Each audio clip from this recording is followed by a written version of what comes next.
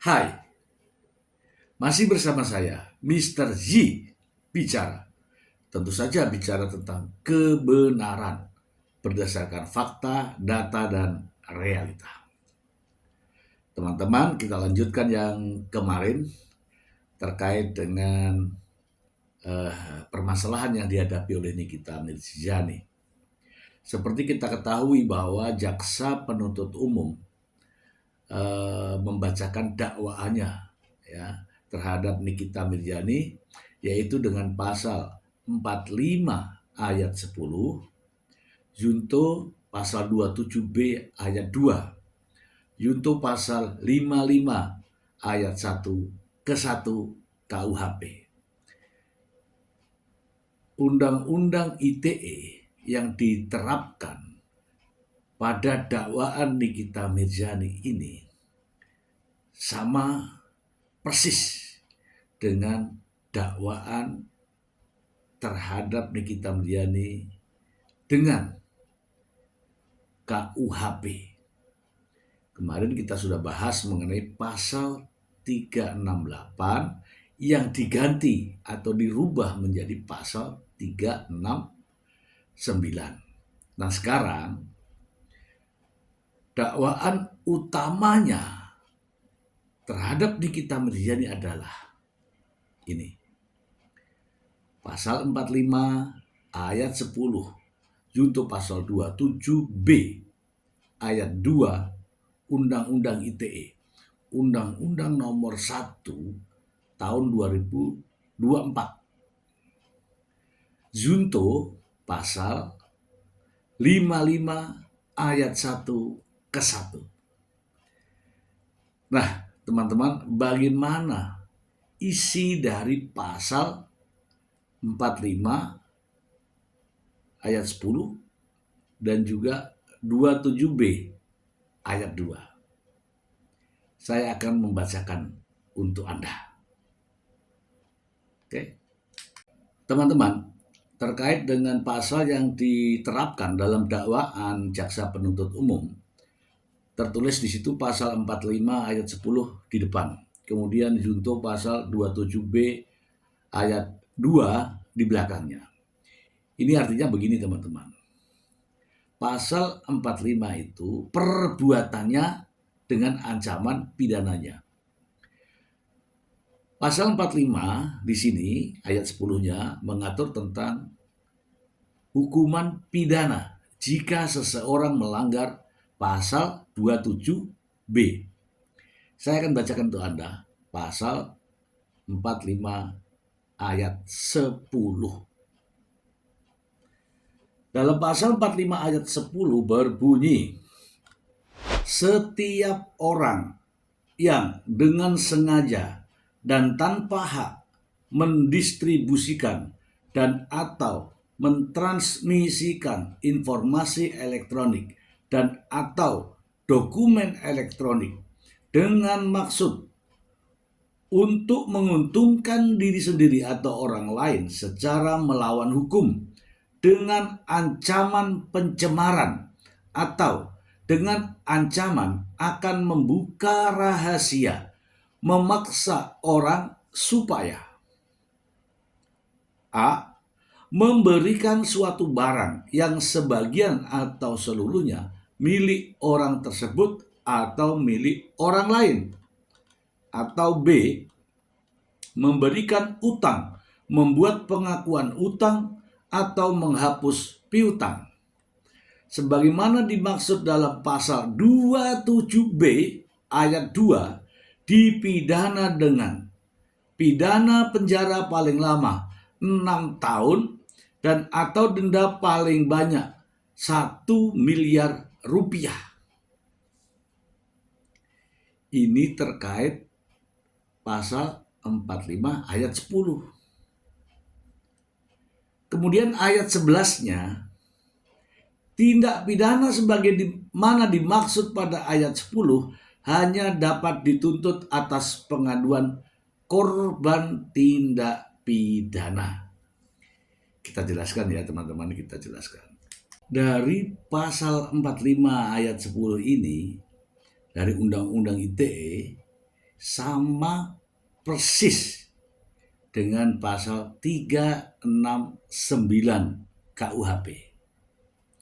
Yang membedakan hanyalah pada ancaman hukumannya. Kalau di dalam KUHP tertulis 4 tahun penjara, kalau dalam Undang-Undang ITE selama 6 tahun penjara. Lalu bagaimana dengan pasal 27B? Sama, 27B pun sama. Saya bacakan langsung ya untuk Anda.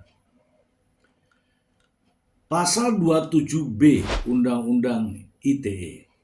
Setiap orang dengan sengaja dan tanpa hak mendistribusikan dan atau mentransmisikan informasi elektronik dan atau dokumen elektronik dengan maksud untuk menguntungkan diri sendiri atau orang lain secara melawan hukum dengan ancaman pencemaran atau dengan ancaman akan membuka rahasia, memaksa orang supaya A. Memberikan suatu barang yang sebagian atau seluruhnya milik orang tersebut atau milik orang lain, atau memberi utang, membuat pengakuan utang, atau menghapus piutang. Sama persis kan? Tidak ada bedanya. Yang membedakan hanyalah ancaman hukumannya. Nah sekarang teman-teman, apa bedanya? Ini sama persis dengan pasal 369 KUHP. Sebenarnya ada yang sama persis dengan pasal 368 KUHP, yaitu pasal 27B ayat 1, masih dalam rumpun yang sama, ya. Di sini dalam pasal 27B ayat 1 berbunyi, setiap orang dengan sengaja tanpa hak mendistribusikan dan atau mentransmisikan informasi elektronik dan atau dokumen elektronik dengan maksud untuk menguntungkan diri sendiri atau orang lain secara melawan hukum, memaksa orang dengan ancaman kekerasan untuk sama. A. Memberikan suatu barang yang sebagian atau seluruhnya milik orang tersebut atau milik orang lain, atau memberi utang, membuat pengakuan utang, atau menghapus piutang. Jadi teman-teman, polemik tentang pasal 368 dan pasal 369 KUHP sebenarnya sudah terjawab dalam satu pasal di Undang-Undang ITE, yaitu pasal 27B ayat 1 dan ayat 2. Demikian ya teman-teman ya.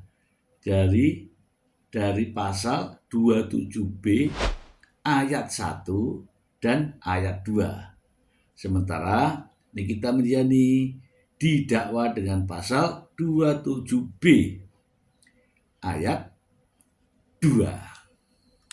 Nah, bagaimana dengan pasal 55 ayat 1 ke 1 KUHP yang diterapkan dalam dakwaan jaksa penuntut umum terhadap Nikita Mirzani dan Mail Saputra? Begini teman-teman, itu pasal 55 untuk menjerat secara bersama-sama, baik yang menyuruh melakukan, yang melakukan secara bersama-sama, turut serta, atau membantu melakukan, bisa terjerat menjadi satu, sama dengan pasal itu. Sehingga ada tertulis di situ pasal 55 ayat 1 ke 1 KUHP. Itu hanyalah pasal penyertaan. Ikut serta secara bersama-sama, membantu, kemudian memberikan bantuan dan sebagainya, itu di situ pasalnya ya. Hanya untuk menjerat orang lain yang bersama-sama melakukan tindak pidana yang tadi. Paham ya teman-teman ya? Jadi bagaimana menurut Anda? Nah, terhadap Nikita Mirzani sudah dijerat dengan pasal yang saya sudah bacakan tadi. Kalau itu tidak ada kekerasan berarti pasal 27B ayat 2. Kalau dengan kekerasan berarti pasal 27B ayat 1. Nah, ancaman hukumannya ada di pasal 45 ayat 10, yaitu berbunyi di situ ya, 6 tahun penjara. Semoga informasi ini bermanfaat untuk Anda. Kita lanjut pada pertemuan berikutnya. Terima kasih.